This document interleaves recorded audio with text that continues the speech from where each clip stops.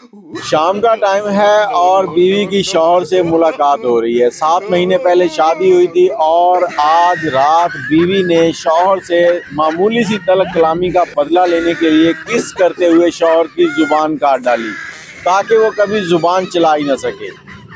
मामू कांजन फैसलाबाद का इलाका, वहाँ के इलाके में 7 महीने पहले इरम बीबी की जहीर नामी शख्स से शादी हुई थी।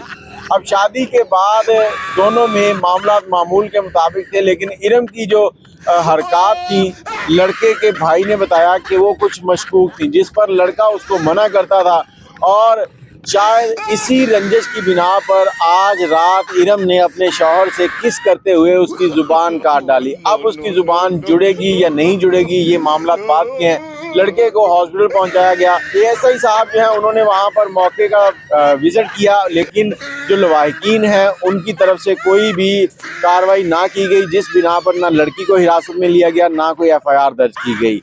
तो ये आप लोगों के लिए एक वार्निंग है कि बीवी से लड़ाई के बाद किस नहीं करनी।